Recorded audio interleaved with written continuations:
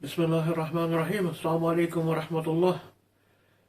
Today I'm doing a book review on a book I have recently finished listening to called Internationalism or Annihilation by Noam Chomsky. Now, first of all, I've got to point out that it's a slightly misleading title to the book. They say it's by Noam Chomsky, but the book is not actually a book written by Noam Chomsky. It's based on a lecture that he gave entitled Internationalism or Annihilation. And they've basically made a whole book around this one talk that he gave. So it's the main chapter is a transcript of that talk, and then they've added some other chapters and try to beef it up and make it into a book. So they've added other chapters based on some question and answer sessions that he's given. Most of you probably know about Noam Chomsky. He's one of the most famous, what I call dissident voices in the United States of America. Political activist and famous writer. He originally became famous in the field of linguistics. Back in the day, he actually transformed the whole study of language and linguistics. But I won't go into that tangent right now. Later on, he turned his mind to political issues and became a prolific writer and activist. He's a Jewish in origin and teaches at MIT in America, where he's a professor. He's apparently the most quoted living author. So, that shows how well-read or widely read are his works. Apparently, they say Osama bin Laden, when he was captured by the Americans, he had Noam Chomsky books in his shelves. Allahu alam if that's true or not. Anyway, those of you who know me know that I'm a fan of Chomsky, and I like to call him Sheikh Chomsky. He's in gratitude and in recognition of the amazing work that he's done over his lifetime. I think he's just over 90 now, so he's in his latter years for sure. But still has an amazing memory and still doing, active doing talks and traveling around and so on. So this book is really not a book by Noam Chomsky, as they seem to imply. But it is. To be fair to the people who have put it together, they have tried very hard to keep it limited to Chomsky's views and his words, not rather than bringing their own opinions and so on. So they have done a good job, I'd say, in transforming this lecture that he gave into a small book, and bringing lots of other material around question and answer sessions that he's given, and so on. So I think they have done a good job, and they have not, they haven't brought their own opinions, the editors, but they've tried to be as faithful to Noam Chomsky as possible. So what's the book about? Internationalism or Annihilation?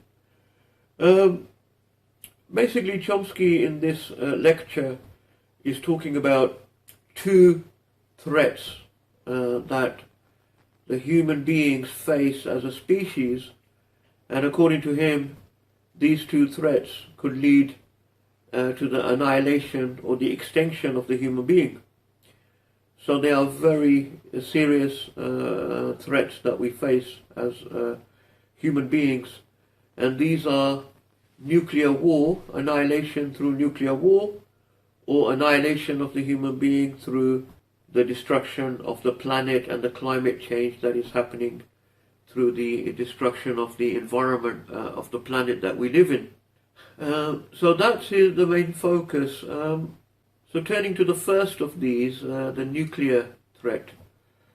So Chomsky, I think no one can argue with this, that, he says since 1945, when the atom bomb, the first atom bomb was dropped, the first and only atom bombs that were dropped on human populations in Japan by the United States of America.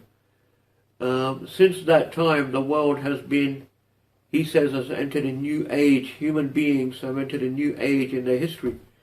And this is what he calls the nuclear age. Never before have human beings in history that we know of faced such a consequence that at the press of a couple of buttons, the whole of human beings could be wiped out completely. The type of weapons that are in possession of countries like America and Russia and other countries, but primarily America and Russia, by far outstrip all other countries. He says that since 1945, we've entered the nuclear age.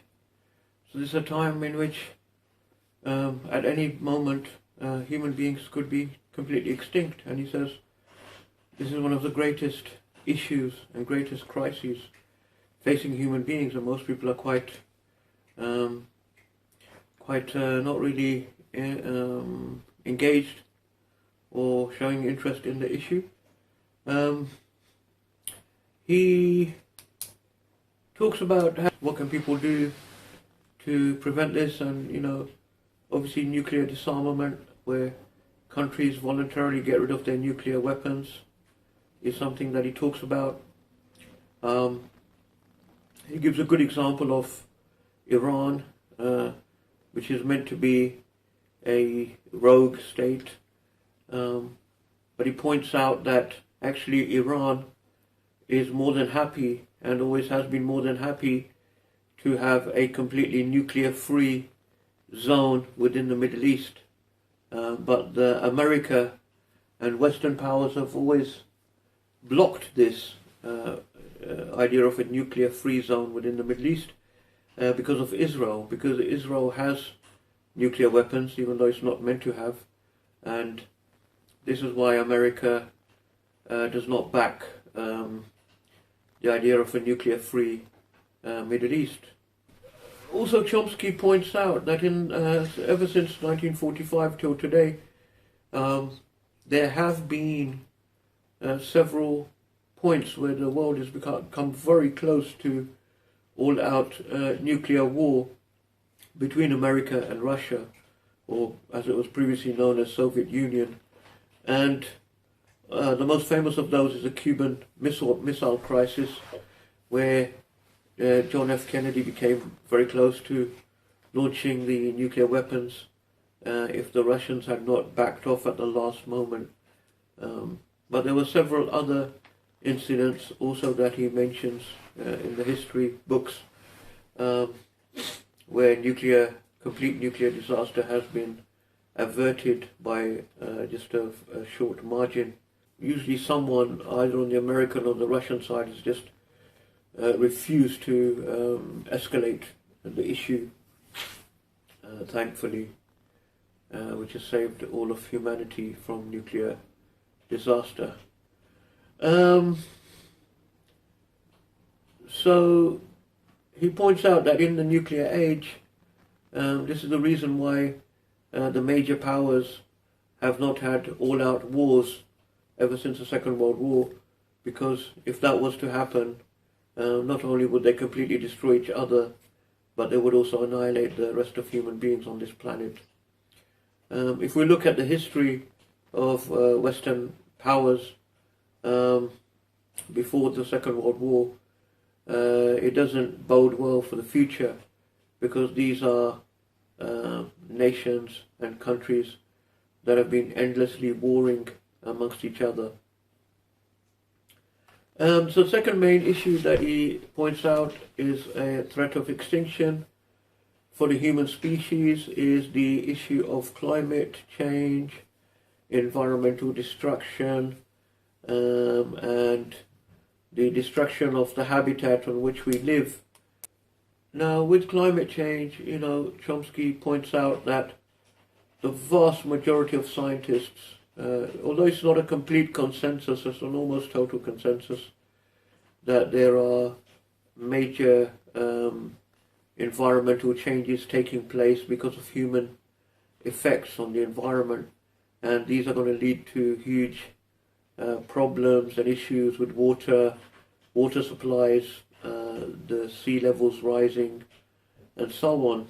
He points out that one of the biggest and most startling issues is that the most powerful country in the history of mankind, the United States of America, is currently being led by the Republican Party, which is a party that completely denies that there's any problem that needs to be addressed with regard to climate change and the environment. And he says this is a shocking state of affairs. And interestingly, he points out that part of the problem is the Christian evangelical base that is behind a lot of the Republican Party. A large number of Americans, maybe half of all Americans, identify themselves as born again or evangelical Christians. And he says that this version of Christianity, they basically have this idea or firm type of conviction that all of these things that are happening, they don't have to do anything about it, but Jesus is going to come down and save the world. So that's why they're completely oblivious to the dangers of what's happening with the environmental destruction. Chomsky also talks about activism. What can people do about the situation? Is it all doom and gloom? Is it worth people trying to organize and protest? Like you have the sort of anti-globalization, anti-capitalism activists and so on. He says that actually it is very important to carry on the struggle, and he says that it does make a difference, even though they may not have changed the world, or they may not have completely managed to solve all the problems. He says just the fact that people are out there and they're activists and they're protesting, it does have an effect. So American politicians do have to pay attention to their domestic audience. When you have massive protests on certain issues, these do have an effect, and he gives several examples of that to give hope and encouragement to those people who are trying to be active and organize themselves. Another issue that Chomsky talks about in the book is, for those people that may ask the question, when we're faced with these two huge issues that potentially threaten the existence of the species, should people be spending time struggling or protesting about other issues that may not be a threat to the whole of the human species? And he says, yes, you can't just leave those, even though there are other issues which are smaller in comparison to these two big issues. He says that we cannot leave those other issues, because even though they're smaller, they're still very important.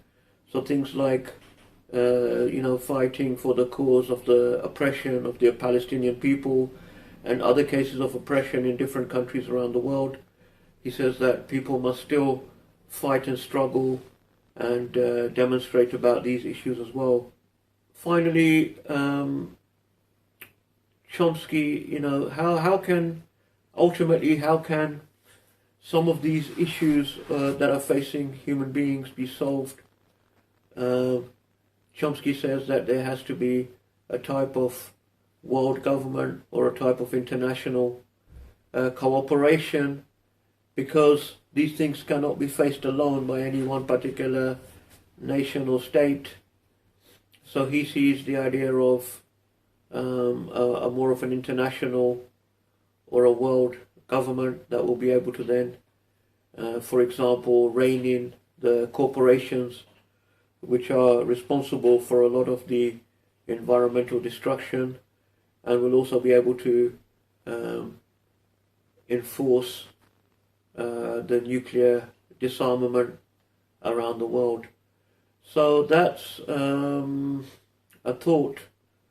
Now, obviously, as Muslims and people who are looking through a lens of eschatology and a lens of information that we know about the end times, we know that there will be a world government towards the end of time, and the world ruler will be Dajjal. So whenever we hear talk about world government, that raises suspicions, in our mind.